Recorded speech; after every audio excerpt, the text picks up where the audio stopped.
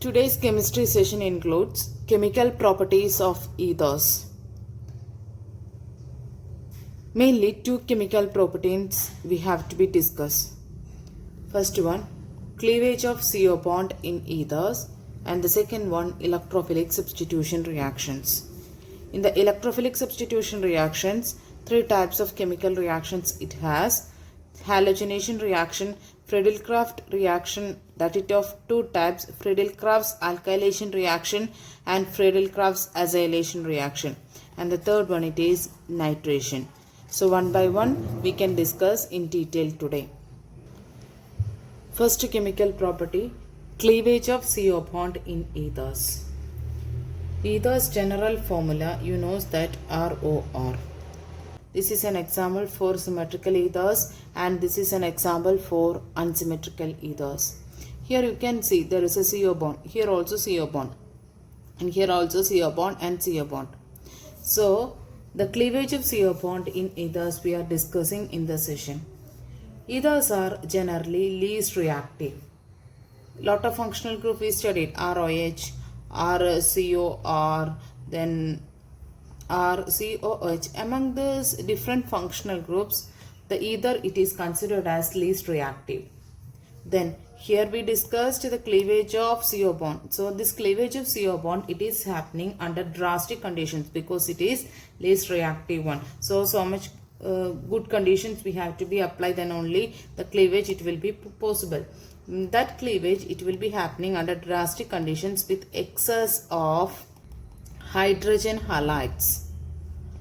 Hydrogen halides means you know that hydrogen halide means iodine or bromine or chlorine. Likewise, any group can come. So that it is said to be the reaction. So here we are discussing mainly the chemical reaction between the ether and alkyl halide. This alkyl halide we are calling the name is, one more name we can call that it is halogen acids. Halogen acids or alkyl halide, both term we can use for this HX or HCl. Alkyl halide or halogen acids. The order of reactivity of halogen acids or alkyl halide it is generally like this: HI is greater than HBr is greater than HCl. So HI is always having more preference to be make a chemical reaction with ether to make the cleavage of CO bond in that ether. So this cleavage of ether that can be takes place, we are saying that in the presence of concentrated HI or HBr at high temperature. That is the condition we are preferring. Under drastic conditions we said no, that drastic condition it is with the presence of concentrated HI at high temperature, and at that conditions the ether, there is a cleavage of that ether it happens. So the chemical reaction it is ROR plus HI. Instead of HI, general reactions we can use it as HX. So what happens is that there is a cleavage of, here both are it is similar. So that's why cleavage any places we can apply. But when alkyl groups come in this position, according to that alkyl group the cleavage it will be different. Yes, now we can discuss the general reaction, afterwards we can discuss with the examples. So here when cleave it here, what happens? One of the X portion it will be with this alkyl group. So RX plus ROH it will be forming here. Then excess of HI or excess of halogen acid when we are applying. So what happens is that again this alcohol it is reacting. So this alcohol, already alkyl halide it formed the product.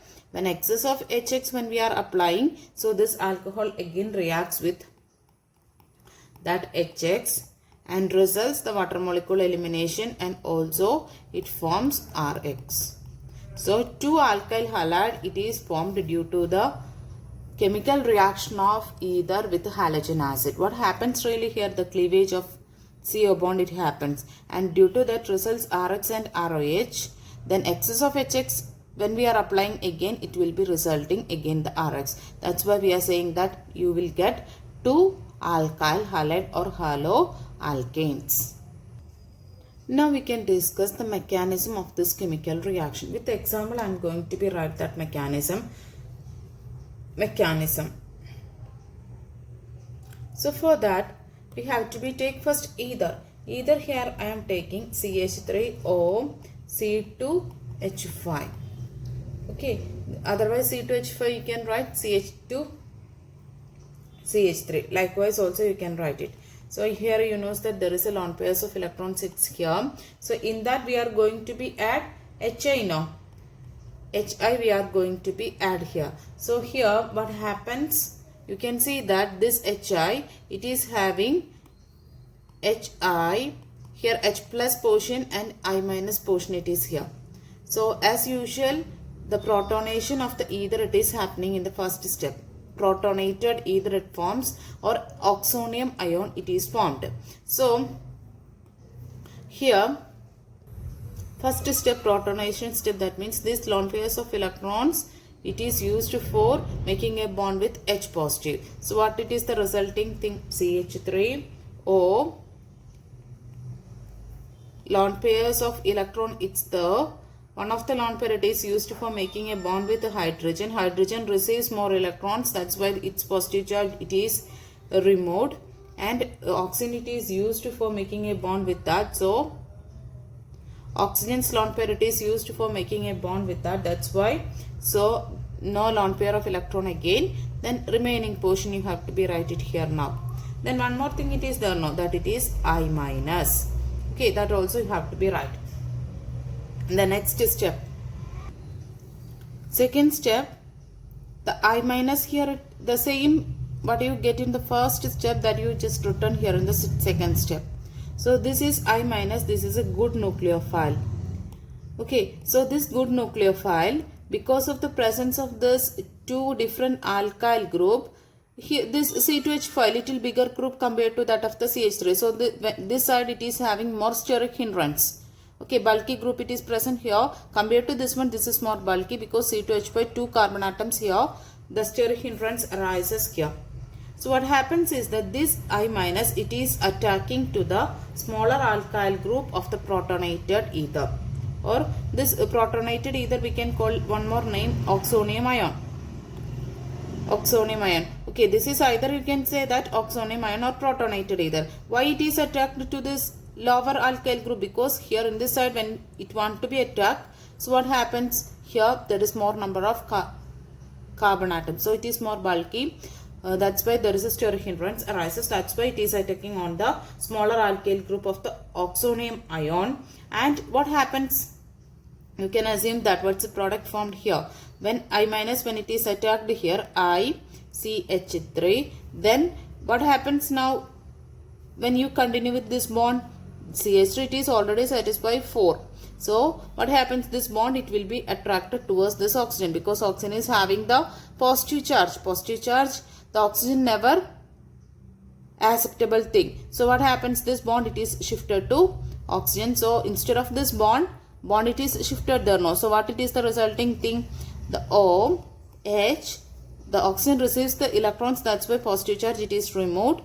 It gains its own lone pair and it results alcohol. So alcohol and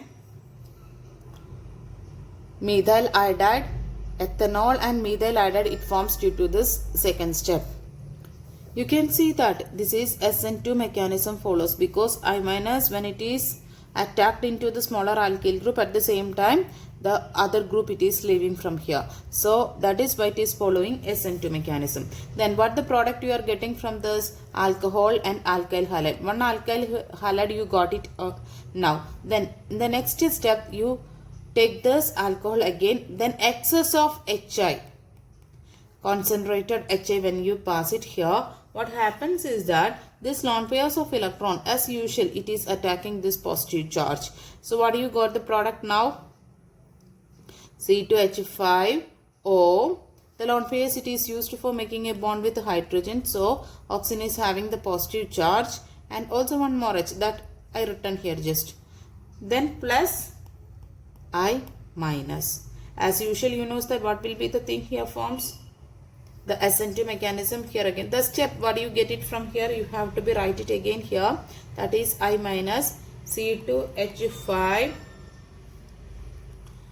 H5 then O H positive charge with one set of lone pair. Okay, so what happens when it attacks? Automatically this bond it is leaving. As we already discussed in the second step, the same situation here also SN2 mechanism it is following. So what's the resulting product? C2H5I plus water it is leaving. So water it is formed here. Okay, so two types of alkyl halide it is possible to get it here. Right, so this is the mechanism what we discussed in the early examples. This is the mechanism we are following. In this step, in this example, we used two alkyl group both in the primary. Then in the next example you can do with one is the CH3 or primary, the second another alkyl group, two alkyl group here we need no in the case of either one you take it as secondary. So what's the resulting product? You can check with that. This is methyl isopropyl ether. Here you know that this is alkyl group primary and this is the secondary alkyl group because carbon it is having two alkyl group, that is why it is said to be the secondary. Yes, in this situation we are doing the same. What happens? The lone pairs of electrons they used. So what happens? The resulting product it is CH3CH, CH3. Then O it is used for making H the bond. Then lone pairs of electrons it is remaining. Okay, this is the thing it formed plus I minus. Then in the next step what will be the thing happens? This I minus it attacks on the lower alkyl group portion. Lower alkyl group portion. This I minus it's not attacking this alkyl group. Why? Here more bulky group it is present there. That is why steric hindrance it will be arising. For avoiding that it is attacking on this lower alkyl group portion. So what's the resulting product? CH3I plus CH3. Automatically when it is attacking this bond it is shifting here. So you will get the product is CH3 CH3 then OH. This is the product you are getting, isopropyl alcohol and methyl iodide. In this step when we are adding excess of HI, what happens again? It will be attracting this. So results CH3, CH, CH3. O is making a bond with hydrogen with one set of lone pair, one set it is remaining here and plus I minus. Okay, then this I minus it will be attacking on this alkyl group. Then it is leaving here. So what happens? What we discussed in the early step, the same thing only we followed here. I am not writing every steps here now. That's why. Yes, this is the product formed. So two set of alkyl halide you got it. This is the first one and this is the second one. Two alkyl halide you will get from this step.